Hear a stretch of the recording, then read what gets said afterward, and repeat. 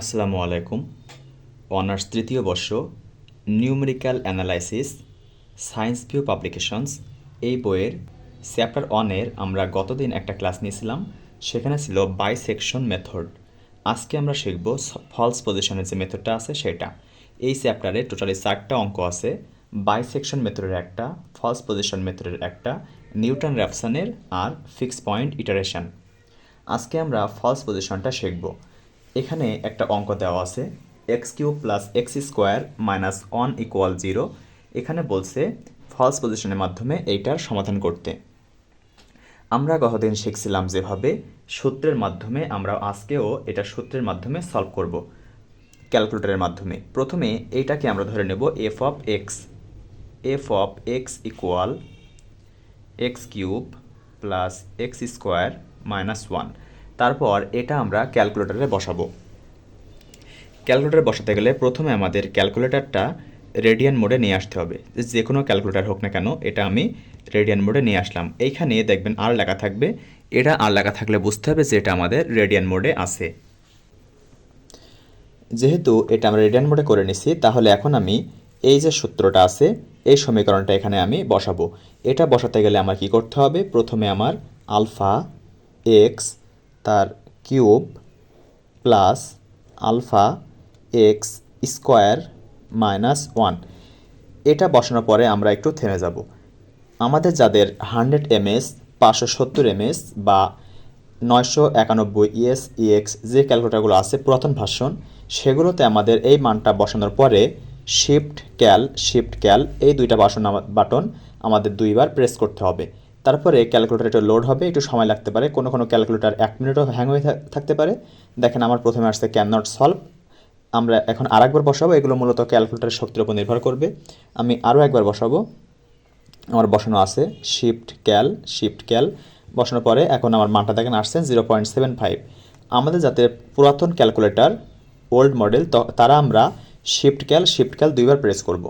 আর যাদের নতুন calculator shift ক্যাল equal এই বাটনটা চাপলে আমাদের এই মানটা আসবে। তাহলে এখানে আমরা পেলাম কত, এই মানটা পেলাম আমরা 0.75। দেখেন এইখানে একটা মান 1 আর এখানে একটা 0, এই দুইটা বিন্দুর মাঝে আমি 0.75 পাইছি। তাহলে এখানে আমার এখন বসাতে হবে এফ অফ 0 এফ অফ 1, এই দুইটা আমার এখানে বসাতে হবে। এফ অফ 0 বসালে দেখেন এটাও 0 হয়, এটাও 0 হয়, এখানে -1 হয়। আজ 1 বসাই তাহলে এখানে 1 1 -1 কেটে যায়, তাহলে এখানে থাকে শুধুমাত্র। তাহলে এই যে -1 এটা আমার 0 থেকে ছোট, এটা হয় আমার 0 থেকে বড়। আমার এই মানটা যদি মাইনাস এবং প্লাস হয় তাহলে আমি কেবল এটা করতে পারবো। আমাদের দেখতে হবে এই দুইটা মান বসানোর পরে আমাদের এটা প্লাস এবং আরেকটা মাইনাস আসছে কিনা।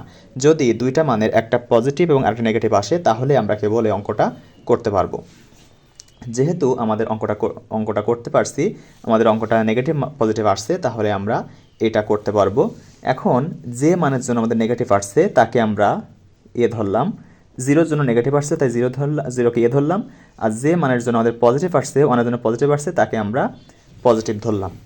এখন আমাদের এটা একটা ছক কাটতে হবে এখানে।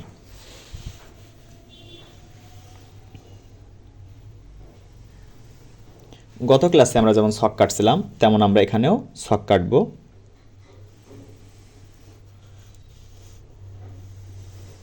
প্রথমে ছিল আমাদের n, পরে ছিল an নেগেটিভ, পরে ছিল bn পজিটিভ। এখন আমাদের মেন যে জিনিস x এর মান সমীকরণটা xn equal a f of b b f of a minus f of b minus f of a। এখানে আমার আরেকটা আছে,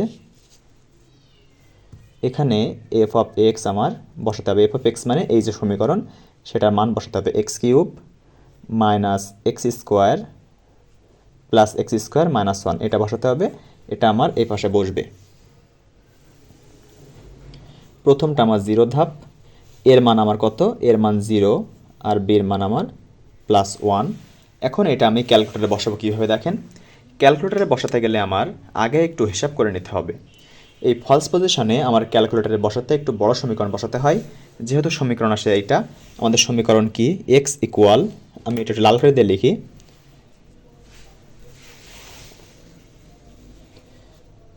এক্স ইকুয়াল এ, তারপরে এফ অফ বি মানে এই সমীকরণে আমার বি বসাতে হবে। তাহলে b cube plus b square minus 1, তারপরে হচ্ছে বিয়োগ চিহ্ন, তারপরে বি, এফ অফ এ মানে এই সমীকরণ আমার এ বসাতে হবে, এ cube plus a square minus 1। এটা আমি সম্পূর্ণটা ক্লোজ করে দিব। তারপরে আছে ভাগ এফ অফ বি মানে এই সমীকরণে আমার শুধুমাত্র বি বসাতে হবে, b cube plus b square minus 1 বিয়োগ এফ অফ এ মানে এই সমীকরণে শুধুমাত্র আমার এ বসাতে হবে, এ cube plus a square minus 1, সম্পূর্ণটা আমি ব্র্যাকেট দিয়ে দিলাম। তারপরে লাস্টে যে আমার ইস্টু দিয়ে এই সমীকরণটা লিখতে হবে, ইস্টু দিয়ে x cube plus x square minus 1। এইটা আমার এখন ক্যালকুলেটরে উঠাতে হবে। ক্যালকুলেটরে উঠাতে গেলে সর্বপ্রথম এসি দিয়ে ক্লিয়ার করে নিলাম। প্রথমে আছে এক্স ইকুয়াল, এই যে x equal alpha x equal, এটা কিন্তু এ ইকুয়াল দেওয়া যাবে না, x equal bracket a bracket b cube plus b square minus 1 bracket close minus b bracket start a cube plus a square minus 1 bracket close ভাগ double bracket b cube plus b square minus 1 bracket close minus bracket start a cube plus a square minus 1 bracket close is two, তারপর সমীকরণ লিখতে হবে x cube plus x square minus 1। এইটা ওঠানোর পরে আমাদের যে ক্যালকুলেটারই হোক, আমাদের নতুন হোক বা পুরাতন যে ক্যালকুলেটারই হোক না কেন, আমরা এই যে ক্যাল যে বাটনটা আছে এই ক্যাল বাটন প্রেস করব। এখানে আমার এখন চাচ্ছে এ হট, মানে এর মানটা আমার চাচ্ছে। এখানে এর মান কত আছে, এর মান আছে আমার 0 ইকুয়াল বির মান আছে, বির মান 1, দেখেন এক্সের মান আছে 0.5, তাহলে এক্সের মান আমি লিখলাম 0.5। আরও একটা প্রেস করলে আমার এই যে সমীকরণ x cube plus x square minus 1 এর মান আছে মাইনাস 0.625। তাহলে পরবর্তীতে আমি আরও এক লাইন করব, আমার আরও করতে হবে। এই মানটা মাইনাস হওয়ার কারণে এই যে 0.5 এইটা আমার এখন মাইনাসের ঘরে লিখতে হবে, 0.5, এখানে মানের পরিবর্তন হবে না।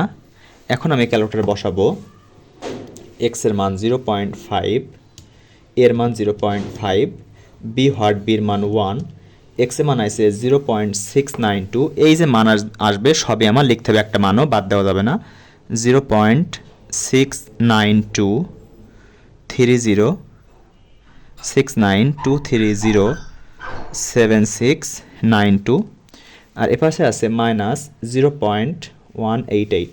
এই পাশের মানগুলো আমার খুব একটা ম্যান্ডেটরি না, আমাদের এই পাশে প্রয়োজন যে প্লাস আসছে নাকি মাইনাস আসছে, কিন্তু এই এক্সের ঘরে যে মান আসবে সবগুলো মান আমার লেখা লাগবে।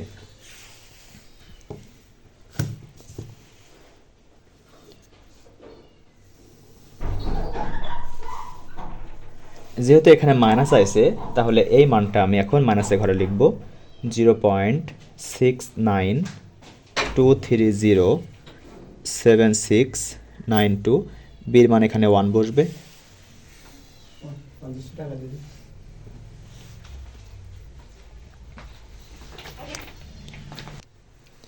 এখন আমি এই মানটা ক্যালকুলেটরে বসাবো।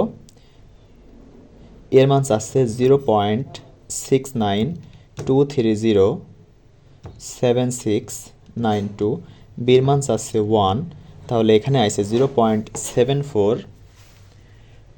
0.741194486, আর এই মানটা আসছে -0.043। যেহেতু আবারও আমার মাইনাসে মান আইছে, তাহলে আমি এই মানটা আবারও মাইনাসের ঘরে লিখব। এটা 3 নম্বর ধাপ।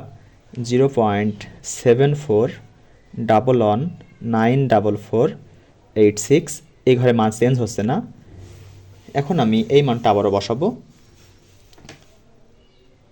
এর মান 0.7411944486, বির মান 1, তাহলে এই মানটা আইছে 0.751969,254, এই মানটা আছে -0.009। আমার এখনও করতে হবে 4 নম্বর ধাপ। যেহেতু এটা মাইনাস আছে, তাহলে এই মানটা আমি আবারও মাইনাসের ঘরে লিখব। 0.751969,254, এখানে 1, এটা আমি ক্যালকুলেটরে বসাবো এখন। এর মান 0.751969,254, বির মান 1, এটা আছে 0.75426263302, এটা আছে -0.0019। এখনও আমার দশমিকের পরে 3টা ঘর মিলে নাই। আমার দশমিকের পরে মিনিমাম 3টা ঘর মিলা লাগবে। 0.7575 দুইটা মিলছে, তার মানে আমার এখনও উত্তর আসেনি। আমার এখনও একবার করা লাগবে। আমি জানি না কতবার করা লাগবে, দেখা যাক কতবার করতে হয়। এখানে 5, যেহেতু মাইনাস আসছে, তার মানে এই মানটা মাইনাসের ঘরে। 0.754263302, তাহলে এর মান 0.754263302, বির মান 1, এখানে 1 বসাতে হবে। 0.754748061, এই মানটা আছে -0.3404। এখন দেখেন এইখানে দশমিকের পরে 3 অঙ্ক পরপর যখন 2টা করে দশমিকের পরে 3টা অঙ্ক মিলে যাবে, তখন আমার এইটাই উত্তর। তাহলে লিখতে হবে নির্ণেয় আসন্ন মান 0.754। ফার্স্ট পজিশনের এই অঙ্কটাই ছিল সবচেয়ে গুরুত্বপূর্ণ একটা অঙ্ক। আরও অনেক অঙ্ক আছে। এই ক্যালকুলেটরে এই জিনিসটা বসাতে আপনার জন্য ভুল করবেন না, এইটাই আমার এখানে মেন জিনিস। পরবর্তী ক্লাসে আমরা নিউটন রাফসান এবং ফিক্সড পয়েন্ট ইটারেশনের যে অঙ্ক আছে সেগুলো শিখব।